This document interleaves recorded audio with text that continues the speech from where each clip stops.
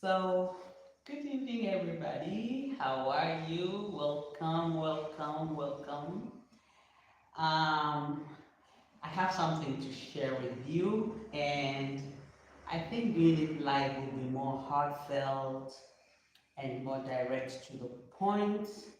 But as you can see, I am resting on my pillow, and this is a Caesar sitting modified with a pillow.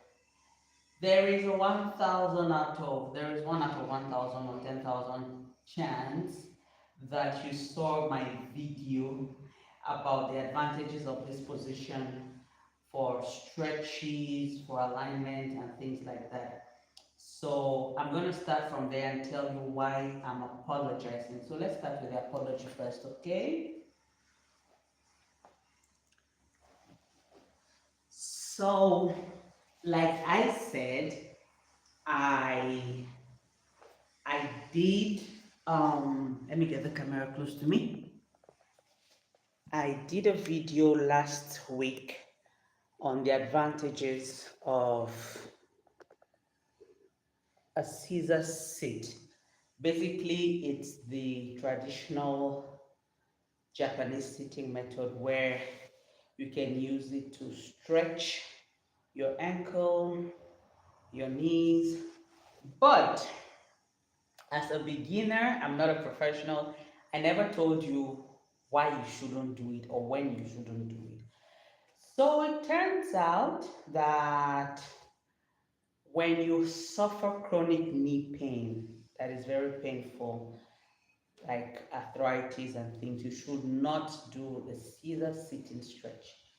And bringing it to the topic of today, when you also have peroneal tendonitis, Caesar sit will make it worse because of the pressure of the weight of your upper body on your ankle joint. Okay, so I did sprain my leg a couple of days, I think it's over a week now. This part of my leg was sprayed, still a bit swollen as you can see, and that took me to the clinic to find out exactly what was going on. Fortunately, it was just a spray, and I wore braces for a couple of days just to tie it up to help with the stretch swelling, to bring down the swelling. But here are a few mistakes that I made as a fitness beginner. Hello, Samir, how are you? Welcome. So when I sprained my knee, I was going to town, and I don't know, for some reason the ankle just gave under me, and then I went to town. I walked on that leg, came back, did a cardio exercise, and by the next day my legs were swollen, both legs.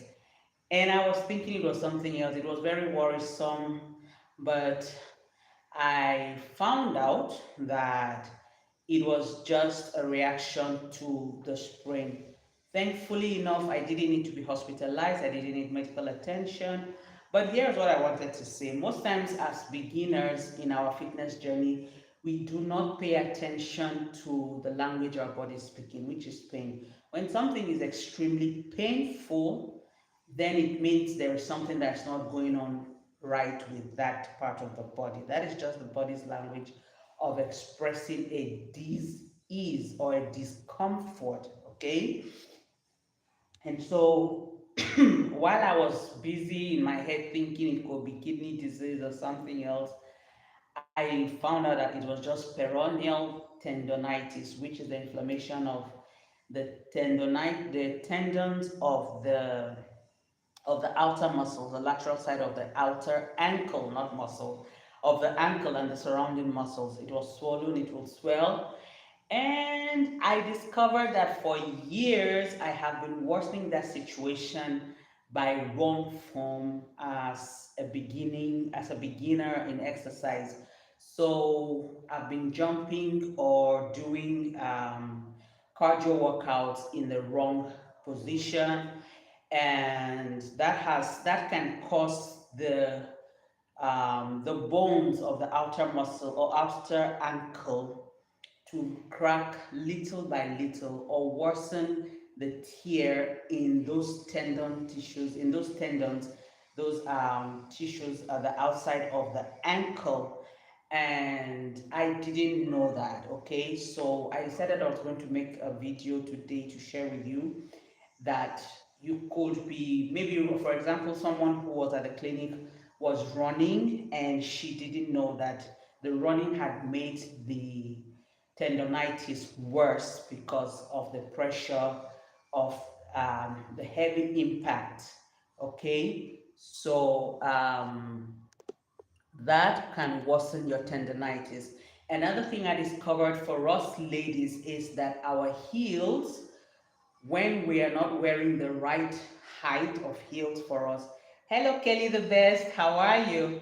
When we're not wearing the right heel for us, and when the shoes or the heels are not padded. So when you have your shoes at this part of your leg, you want something to keep it padded inside the shoes to give you that support to reduce the pressure when you're walking on heels. And the more we do that, the more we put strain on the outer ankles, and that is why you feel that outer ankles. For some people, it manifests as plantar fasciitis.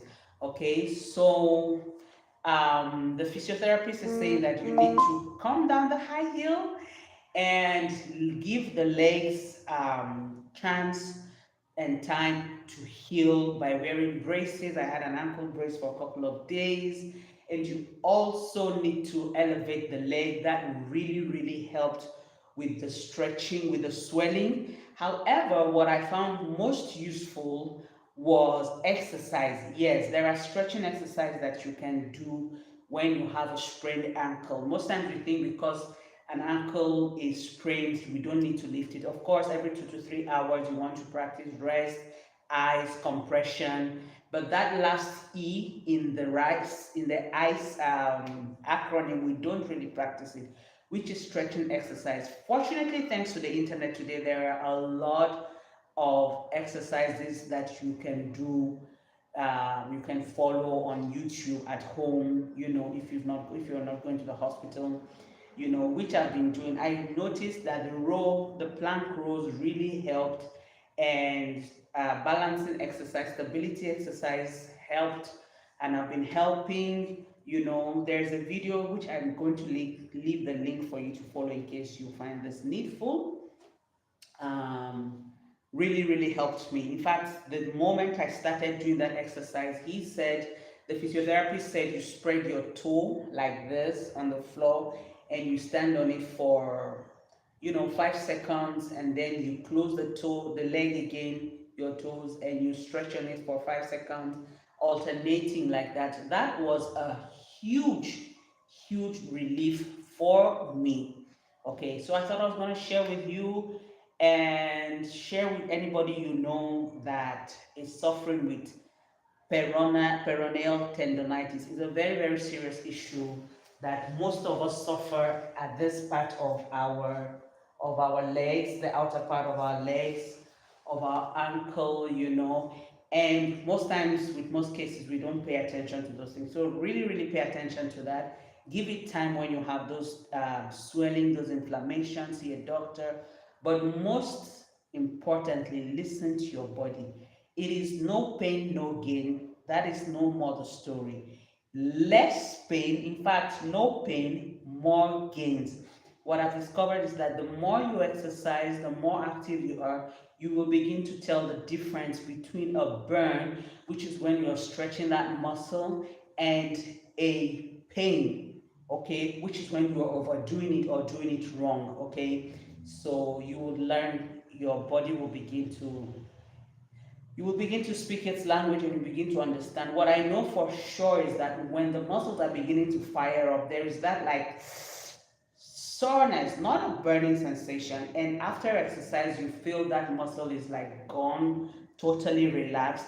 That is the burn, and that is where you know that you are pushing it to give you more of its ability. So you're working towards hypertrophy, all right? But at the beginning, it will feel like a burn, and with gradually you'll be able to do that. And then if you're doing resistance training or weightlifting, then you find out that you can go higher, you can take higher weights with you, all right? So that is what I wanted to share with you. I don't have any exercise today this week either because I work out in skirts. There's very little I can do with my skirts.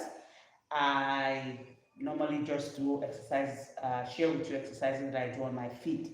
But because I'm giving my ankle time to rest, I'm doing very low impact exercises, which involves more stretching and more um, slower movement.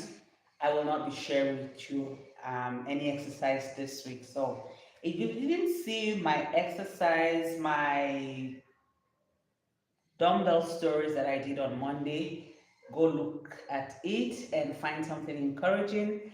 I encourage you, if this helped you in some way, to join the family, subscribe. Most of all, leave me a like. Kindly leave me a like on this video. It goes a long way in encouraging me in my YouTube journey. And I'll see you guys next week. Bye bye.